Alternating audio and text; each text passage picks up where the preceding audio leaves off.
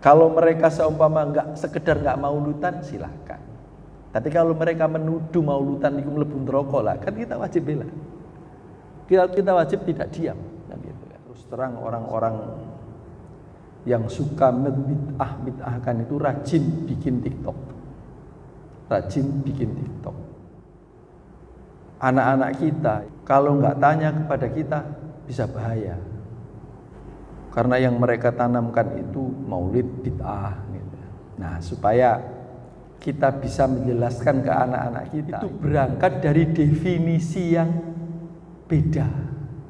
Definisi bid'ah menurut mereka dan menurut kita itu beda.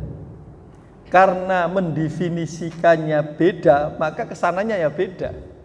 Kalau menurut gerombolannya Yazid Jawas, bid'ah itu adalah sesuatu yang baru yang tidak pernah dicontohkan oleh Rasulullah.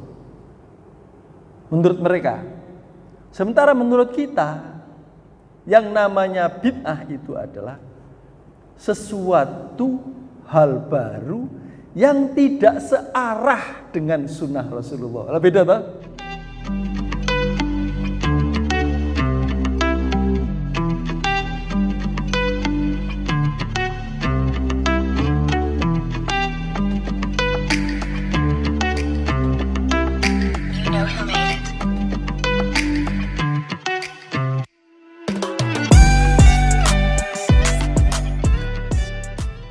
Assalamualaikum warahmatullahi wabarakatuh. Al-hadratin Nabi Mustafa Sayyidina Muhammad sallallahu alaihi wasallam. Al-Fatihah. A'udzubillahi minasyaitonir rajim. Alhamdulillahi rabbil alamin. Allahumma shalli wa sallim wa barik ala Sayyidina Muhammadin wa ala alihi wa ashabihi ajma'in. Subhanaka la ilma lana illa ma 'allamtana innaka antal alimul hakim. Rabbi shrah li sadri wa yassir li amri wahlul 'uqdatam min lisani yafqahu qawli, amma ba'd. Alhamdulillah, marilah kita lanjutkan rutinan kita. Semoga kita semua senantiasa diberi keselamatan, diberi rahmat dan keberkahan oleh Allah Subhanahu wa taala. Sebelumnya saya ingin menyampaikan, kalau sudah bulan Maulid begini, dulu di YouTube, tapi kalau sekarang di TikTok, itu orang-orang yang mengkafir-kafirkan kita itu banyak bermunculan.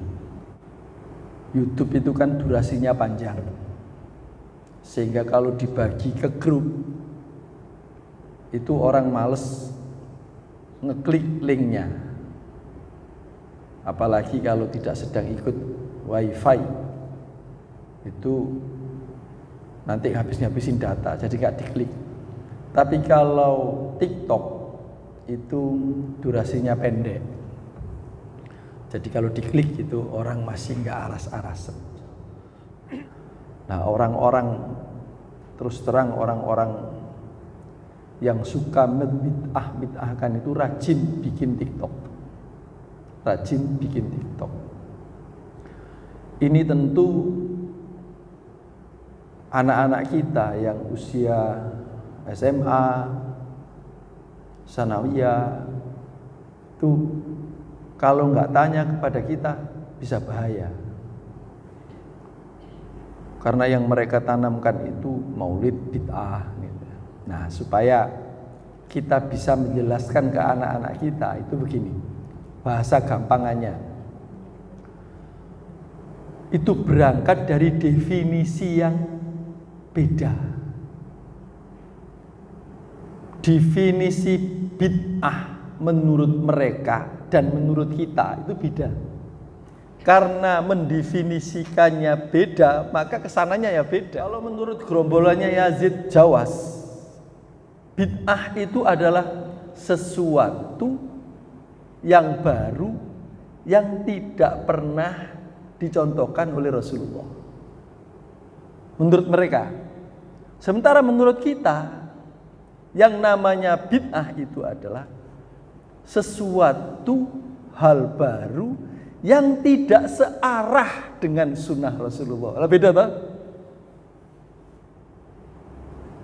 Hal baru yang tidak searah dengan sunnah Rasulullah itu bid'ah menurut kita, termasuk saya meyakini seperti itu. Karena itu nanti ketemunya beda. Sudah, contoh ya, kalau menurut mereka bid'ah adalah hal baru yang tidak pernah dicontohkan atau tidak pernah dilakukan oleh Rasulullah. Maka orang yang meyakini seperti itu sebetulnya terjerat dengan kata-katanya sendiri. Rasulullah tidak pernah menulis Al-Quran. Rasulullah juga tidak pernah menyuruh, memerintahkan mengharokati Al-Quran. Rasulullah tidak pernah memerintahkan membedakan antara nun, tak, dan tak itu di titik, tidak. Tapi mereka yang bilang Rasulullah tidak pernah melakukan dan tidak pernah menyontohkan, titik itu adalah hal baru, mestinya mereka bilang itu bid'ah. Al-Quran itu bid'ah, mestinya. Tapi mereka pakai Al-Quran. Nah, berarti terjerat dengan pikirannya, definisinya sendiri. Kalau menurut kita, kenapa itu tidak bid'ah? Titik itu tidak bid'ah. Titik, nun, tak, sin, shin itu ada dibeda-bedakan dengan titik itu. Ba dengan ya ada bedanya itu. Kenapa itu tidak bid'ah? Karena itu searah dengan sunnah Rasulullah. Dan titik ini untuk mempermudah orang yang mau membaca di generasi berikutnya. Enggak bid'ah. Maka karena mereka berpikir yang namanya bid'ah adalah hal baru yang tidak pernah dicontohkan Rasulullah, ya semua dianggap bid'ah oleh mereka. Maulid Rasulullah tidak pernah, katanya. Padahal Rasulullah ditanya, Rasul, kenapa panjenengan puasa hari Senin? Apa jawab Rasulullah? Karena pada hari Senin itu hari kelahiranku. Nah, kita mengadakan maulid. Ngapunten. Bismillah.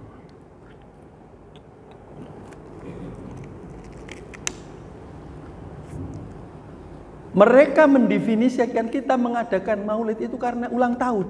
Bukan. Kita mengadakan maulid itu karena ada karunia yang luar biasa, yaitu kehadiran Rasulullah dalam kehidupan kita. Maka perlu kita syukuri. Apa dek? Sampai yang hafal? Qul bi fadlillahi wa bi rahmatihi fal yafrahu. Katakanlah dengan karunia Allah maka bergembiralah. Lah itu loh. Bergembira karena Allah hadirkan dalam kehidupan kita karunia yang luar biasa, yaitu Rasulullah. Rasulullah itu karunia yang luar biasa bagi kita. Lah kalau soal bergembira itu sejatinya bukan hanya bulan Maulid. Tidak menunggu bulan Maulid kita mengadakan Maulid. Kenapa kok ditaruh di Rabiul Awal, di bulan Maulid? Ya, barangkali setahun kita sama sekali tidak merasa mengungkapkan rasa gembira, minimal setahun sekali di bulan Maulid. Kalau bisa Maulid setiap hari kita senang dengan hadirnya Rasulullah. Jadi Maulid ini kita mengungkapkan syukur, bukan ulang tahun Nabi Muhammad, bukan. Saya ada teman Cina, anak-anak saya juga udah panggil ke Cina itu Pak D lah, saking akrabnya dengan saya. Cina yang saya ceritakan, man kalau ini berhasil saya mau masuk Islam itu loh. Itu saya pernah ditanya begini, Manfi, kita kan nggak, katanya orang Islam kan nggak boleh gambar Rasulullah. Ya. Tapi seandainya Rasulullah ada gitu, jenggotnya itu kayak apa sih gitu? Pernah tanya begitu? Jenggotnya kayak apa? Maksudnya gimana? Enggak. Umpama orang sekarang gitu yang kayak apa sih yang diungkapkan di dalam Al-Qur'an itu? Saya contohkan ya, kalau mengingu jamban itu yang indah itu ya lihat Habib Syekh lah gitu.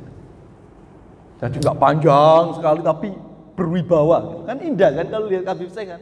Bukannya kayak gini. Oh, dilihat di Google itu. Bukannya kayak gini. Delala yang dicontohkan itu orang-orang Wahabi itu. Kenapa kalau ini, kenapa kalau ini, saya bilang. Wah, kalau yang kayak gini serem deh man. Ini nggak indah katanya gitu. Yang ini serem. Kalau Islam kayak gini serem. Padahal katanya Islam indah. Kalau yang kayak Habib Syekh gini indah ini, katanya gitu kan. Maka kalau kita mau ngingu jenggot, sampean ingu, tapi aja dawa-dawa, sing indah gitu, kayak Habib Syekh gitu. Keren. Saya kalau seandainya punya jenggot kayak Habib Syekh tak ingu itu, Pak. Cuma saya tuh nyumplik di sini tuh. Jadi Rasulullah memerintahkan peliharalah jamban, apa jenggot ini, biar kalau wudhu nanti ada yang di sela-sela gini itu. Perintahnya kalau indah, karena masih kalah dengan innallaha jamilun yuhibbul jamal. Islam itu indah, kalah dengan itu. Lah kalau watuknya ini hitam gosong kayak dikeplaki wong, terus jenggotnya dawa serem kayak gitu, terus nek ngomong mbek mendelik-mendelik gak ada dalil itu. Gak indah belas. Padahal Islam itu indah. Jadi anak-anak kita harus kita jelaskan, nak, karena mereka salah mendefinisikan. Kok bisa salah? Kenapa ya? Ya karena ngajinya salah. Rata-rata mereka itu nggak ngerti sorof, Pak. Rata-rata mereka itu nggak ngerti nahu, nggak ngerti balaghah. Hanya baca kitab terjemahan sudah mengharamkan salaman. Lah kalau kita itu melihatnya bukan hanya secara tekstual, nggak ada di teksnya, konteksnya kita cari. Kalau maulud ini mengungkapkan rasa gembira atas adanya Rasulullah, lah kok dibid'ah-bid'ahkan? Wong maulid kok dibid'ah-bid'ah? Akhirnya begitu nyanyi. Mereka terjebak dengan bahasanya sendiri. Rasul nggak pernah zakat beras, nggak ada. Bid'ah, siapa yang zakat beras? Bid'ah itu Rasulullah nggak pernah contohkan, kan gitu kan. Nah, baca Al-Quran juga jadi bid'ah, karena pada Rasulullah daya ingat yang diutamakan. Seperti Plato itu kan hidup 460 tahun sebelum Masehi kan. Beliau menentang awalnya. Nggak boleh belajar kok pakai ditulis. Itu menyalahi aturan belajar itu. Saya nggak setuju, kata Plato. Pada zaman Plato kan disebut zaman batu gitu. Nggak boleh ditulis. Itu secara alfabet. Tapi karena tulis menulis itu terbukti membantu mempermudah orang belajar, pendapatnya Plato kalah dengan kenyataan. Akhirnya begitu kalah dengan kenyataan, Plato sendiri mengabadikan tulisannya di dalam batu. Ketut nulis menulis. Jadi menteleng ini bedanya. Seperti kita mau nentang nggak boleh ada handphone, nggak boleh, anak-anak jangan pegang handphone. Yo kalah kita pendapat kita. Nyatanya handphone memang mempermudah untuk baca Al-Quran, untuk baca hadis, mencari luar biasa gampangnya. Tapi di sisi lain ya juga sangat madorot kalau kita tidak mampu menguasai diri kita. Akhirnya kita juga seperti Plato mentelengi HP gini, tapi delok hiburan. Kalau Plato mentelengi batu, lihat batu begini dalam rangka mengukir karyanya, tapi kalau kita mentelengi HP bukan dalam rangka membaca Al-Quran, tapi dalam rangka melihat hiburan. Oke, kita lanjutkan. Jadi itu karena beda definisi maka ketemunya juga beda. Kalau kita definisinya bid'ah itu adalah hal baru yang tidak searah dengan sunnah Rasulullah. Nah, kullu bid'ah dhalalah. Nah, sebelum kullu bid'ah dhalalah, ya kita sepakat. Apa saja yang tidak hal baru yang tidak searah dengan pemikiran Rasulullah, ya memang dhalalah. Kita juga menganggap dhalalah. Tapi bedanya kan di situ tadi, sebelum menyatakan dhalalah, kalau mereka hal baru yang tidak pernah dilakukan, tidak pernah dicontohkan Rasulullah, dhalalah. Kalau kita yang tidak searah, ya sama dhalalah. Misalkan sampai sholat subuh, Allahu Akbar, terus ndelala. Nah itu nggak pernah dicontohkan Rasulullah, itu dhalalah, itu nggak searah dengan ajaran Rasulullah kan gitu kan. Sama dolalahnya, cuma sebelum menyatakan dolalah tadi ada yang beda definisinya. Jadi kalau kita mau yang mau maulid silakan maulid, tapi dalam rangka mengungkapkan rasa bahagia kita karena adanya Rasulullah dalam kehidupan kita. Dengan merasakan kebahagiaan itu, semoga tercatat sebagai rasa syukur kita ke hadapan Allah dan kita bisa meniru.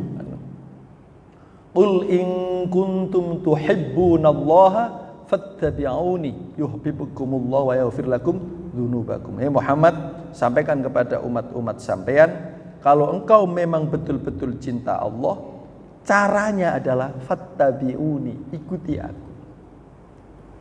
Apa? Yang santun. Jangan bid'ah-bid'ahke, jangan ngelarani orang lain. Kalau ada perbedaan, ayo saling menghormati. Nah itu mereka nggak bisa lakukan. Berarti siapa yang bid'ah di sini?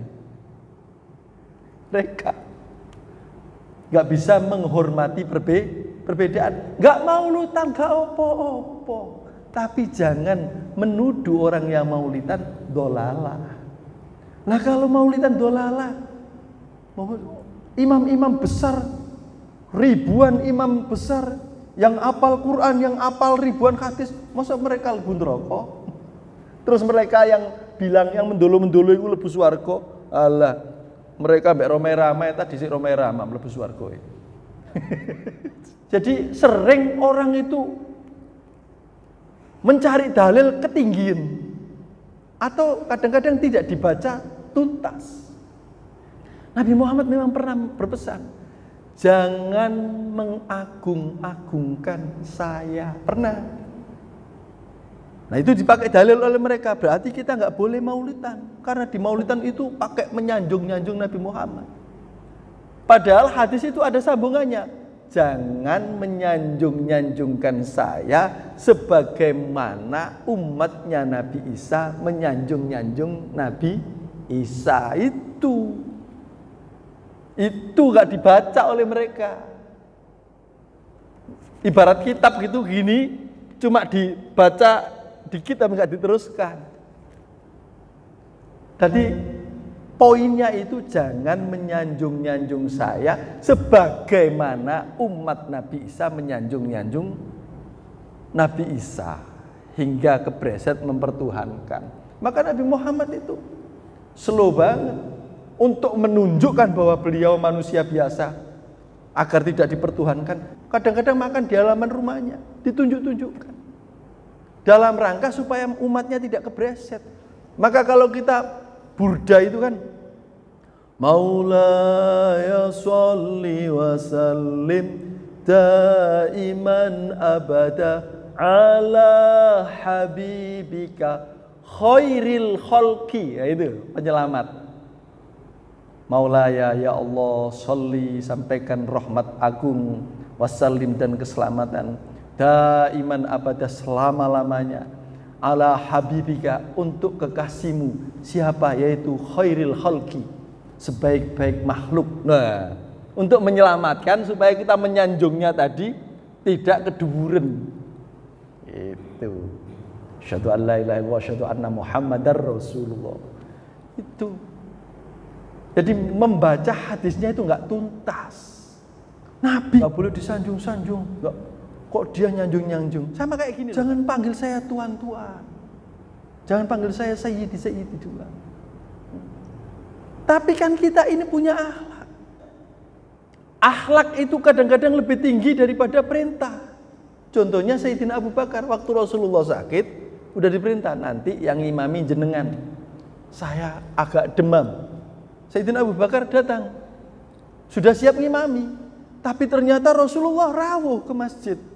Padahal tadi katanya demam. Ya sampai mati Sayyidina Abu Bakar nggak mau melaksanakan perintah ngimami. Jenengan saja yang ngimami. Mau ada jenengan kok saya yang ngimami? Enggak adab ini loh. Itu kita pakai. Walaupun Rasulullah jangan manggil saya Sayyid, tapi tetap. Wong kita manggil tukang bakso aja bapak, kok masa Rasulullah aja Muhammad. Orang Jawa gak nyampe ini hatinya. Gitu loh. Jadi ngaji bukan hanya secara tekstual, nggak ada di teksnya, konteksnya kita cari. Tapi konteksnya bagaimana? Itu perlu. Nah, itu bisa nututi nek ngaji minimal mau jadi santri, jadi ya. Jadi jangan malah keblinger. Lah kok mereka kok kuat ya? Iya, karena memang wallahi mereka ada yang bayar. Kan? Di antara mereka itu ada yang saya ini orang dulunya NU, saya juga dulu tahlilan, saya juga apa itu maulutan, saya juga dulu ngomong, saya dulu juga dibaan gitu kan. Tapi setelah saya sendiri bukan oleh biyen kon oleh bayaran, saiki oleh bayaran loh organisasimu. Makanya lantang golek kisru gitu kan. Makanya kadang-kadang itu saya mikir, kalau waliullah memperjuangkan Islam, para wali itu memperjuangkan Islam, itu biarkan anak-anak raja yang jadi raja. Saya nggak ngejar jadi raja. Sing penting Islam jalan terus dan aman. Itu targetnya para wali. Kalau sekarang tidak lah. Kalau wali enggak, saya enggak penting mau jadi apa, enggak penting. Sing penting Islam aman, Islam jaya, Islam berkembang. Targetnya wali. Jadi raja enggak penting. Nah, sekarang enggak. Sing penting jadi raja, sing penting jadi pimpinan. Pok soal Islam di etrek-etrek uang menengahi. Seperti sekarang di etrek-etrek, di bid'ah-bid'ah kan banyak yang diem. Padahal posisi-posisi mereka kalau mau mites bisa. Nah kalau kayak orang kayak saya gitu, ya wis paling nggak ngomong di jamaah, menyelamatkan jamaah. Jangan gampang bid'ah ke orang. Nanti kebresetnya, kalau ada orang Islam mengkafirkan saudaranya, maka dia sendiri yang kafir. Ada hadisnya. Nah kebreset ke situ hadisnya. Waduh ini rodok kenceng. Oke, matur nuwun sudah Isa. Maaf ya kalau saya agak meledak-ledak. Saya merasa wajib untuk membela. Kalau mereka seumpama sekedar nggak maulutan silakan. Tapi kalau mereka menuduh maulutan itu mlebu neraka lah, kan kita wajib bela. Kita wajib tidak diam. Semoga manfaat dan saya mohon maaf. Billahi taufiq wal hidayah. Wassalamualaikum warahmatullahi wabarakatuh.